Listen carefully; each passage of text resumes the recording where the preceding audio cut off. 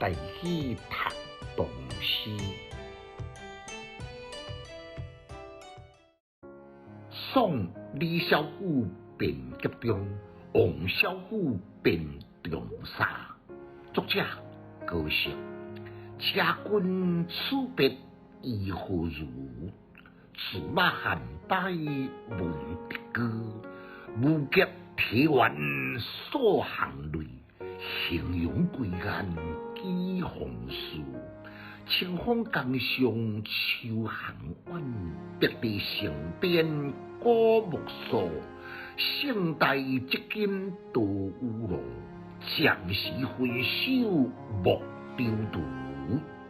简介：这是一首的征寿诗，当时要来地政范围被边降到黄地市域。征寿诗上棘手的内容呢，就是讲伊科技考无条啦，或者边关讲一个天书造句，一方面在同情伊不幸该同情的安慰，搁在过去被边降的关键，更加袂用受及当权者的不是，种种的因素来拘束，所以袂当随心所欲挥洒自如。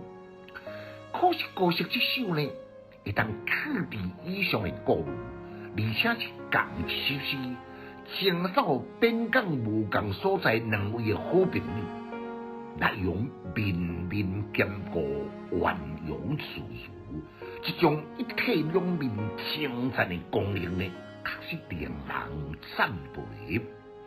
搁再用何文体顶句蕴含下句。下句搁在蕴含顶句修辞的手法错综复杂，但是规首呢战术分明，千年有序。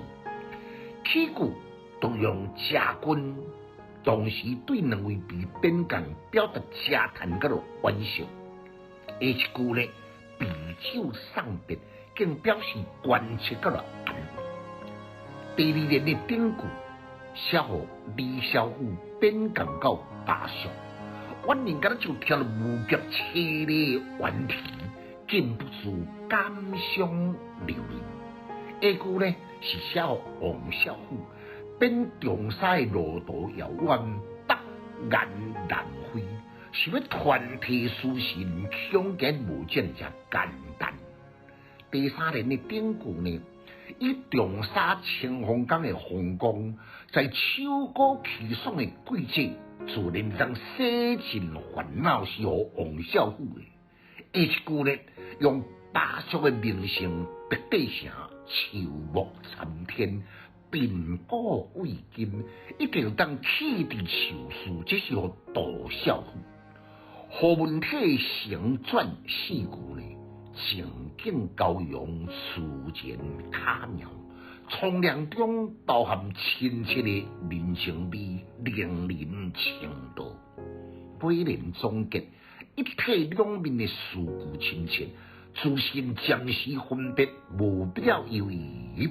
性温和通，亲近互咱三个人再次来团结，情真意切，成为一首何文体最成功的佳作。读诗的囡仔白学派，有气质，够文采。读诗快乐哦！